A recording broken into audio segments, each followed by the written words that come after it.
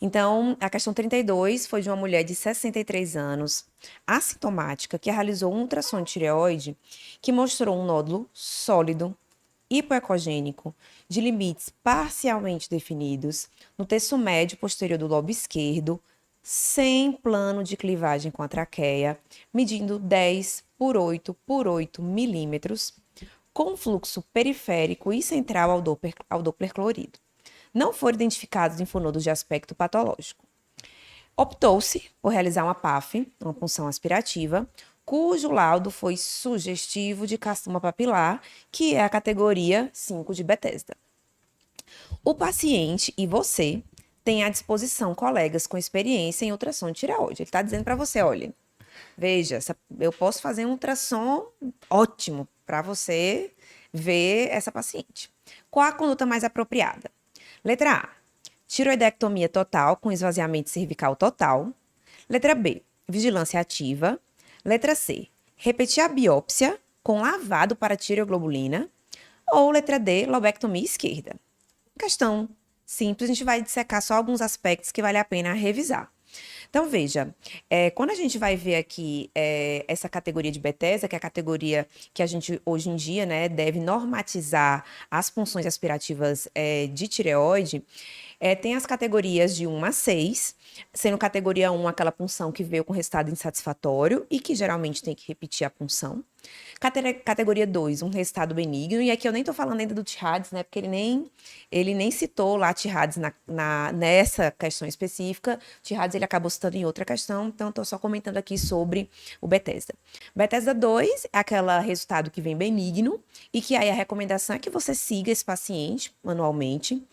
Bethesda 3 e 4 é o que geralmente cai na prova, porque aquelas categorias de atipia folicular de significado indeterminado ou neoplasia folicular, que são situações nos quais a PAF não consegue definir se é realmente um nódulo maligno ou um nódulo benigno, e você acaba tendo que ou repetir a punção, no caso do Bethesda 3, ou fazer painéis moleculares, ou quando você não tem nada disso disponível, acaba tendo que optar pela cirurgia, uma vez que ele já tem um risco maior de malignidade. Não é um risco gigante, mas é um risco um pouquinho maior aqui, até 15% no Bethesda 3 e até 30% no Bethesda 4. Agora veja, Bethesda 5 e 6, um é suspeito de malignidade e o outro é definitivamente maligno. Então, já facilitou aqui, porque ele já colocou que essa paciente tinha um Bethesda 5, ou seja, era uma alta probabilidade de malignidade quando a conduta, nesses casos, deve ser sempre a conduta cirúrgica, uma vez que não tem que repetir punção, não existe um falso positivo, não cabe aqui, certo? Então, Bethesda 5 ou 6 geralmente vão indicar cirurgia. E aí que vem a questão. Até aí estava tudo fácil, ele já falou que era um Bethesda 5. E aí ele colocou para você uma paciente assintomática, com 63 anos, e que diz assim, lhe induz a dizer assim, olha, você tem colegas à disposição com experiência em ultrassom de tireoide. Para lhe induzir que você vai falar, não, realmente, eu já ouvi falar que a gente podia não operar um câncer de tireoide se a gente puder fazer um ultrassom acompanhado bem certinho, que é a história da vigilância ativa, né? Uma paciente que tem um câncer de tireoide até 1 centímetro, um microcarcinoma papilífero, então você já ouviu falar e, opa, vou botar aqui vigilância ativa. E aí que entra o X da questão.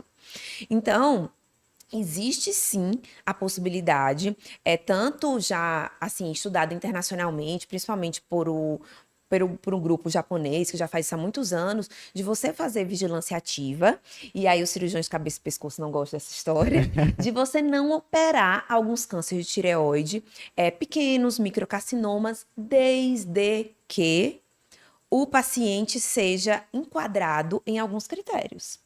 Então, de acordo, né, com as recomendações atuais, se recomenda que pacientes, para que você faça isso, o paciente não pode ser um paciente muito jovem, porque geralmente é um carcinoma mais agressivo, então, pacientes acima de 40 anos, em que você não veja metástases, obviamente, que você tenha um tumor único, não adjacente à traqueia ou ao nervo laringeu recorrente. Então, veja, essa paciente já dizia lá na questão que não tinha plano de clivagem com a traqueia. Isso quer dizer que o negócio estava colado lá na traqueia. E aí a gente não faz vigilância ativa nesse caso, porque um mínimo crescimento vai levar a uma invasão da traqueia que muitas vezes inviabiliza a cura cirúrgica. Da mesma forma do nervo laringeu. Se invade o nervo laringeu, o cirurgião tem que ressecar o laringeu e o paciente vai ficar com rouquidão, ou até com paralisia de corda vocal e rouquidão, ou até dificuldade mesmo de falar durante muito tempo. Então, isso são contraindicações para você fazer a vigilância ativa. Claro, se o paciente também não pode ter extensão extratiroidiana, se você tiver feito um teste molecular, não pode ser um teste molecular que seja sugestivo de agressividade, como, por exemplo, os marcadores de teste. Então, você não vai fazer uma vigilância ativa nesse tipo de paciente. E o paciente também tem que ter calcinurina negativa, ou seja, você tem que ter a garantia de que aquilo não é um medular.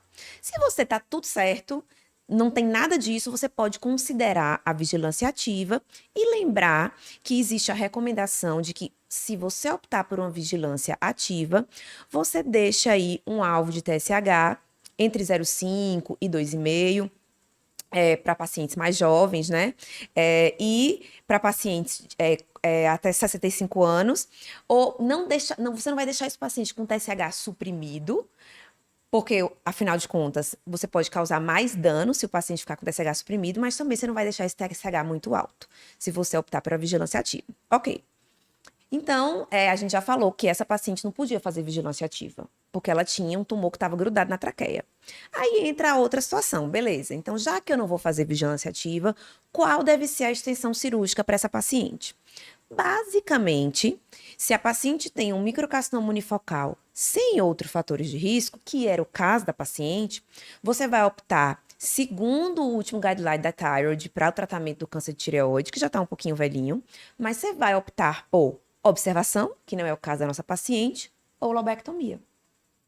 Se a paciente tivesse um tumor entre 1 a 4 centímetros, mas sem outros fatores de risco, ainda assim poderia ser a lobectomia ou a tiroidectomia. Veja que em nenhum momento ele fala aqui de esvaziamento cervical.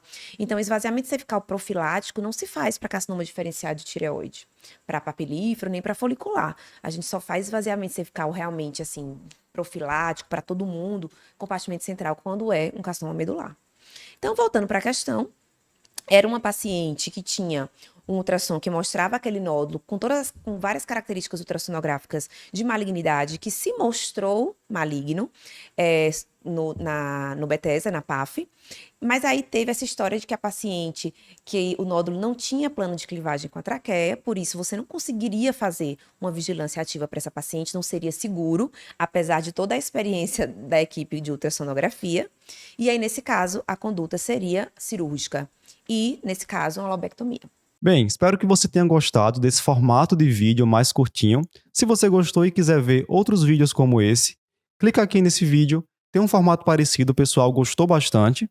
E se você quiser conhecer, quiser assistir ao vídeo que deu origem a esse corte, né? Esse vídeo ele foi retirado de um outro maior, de um outro completo.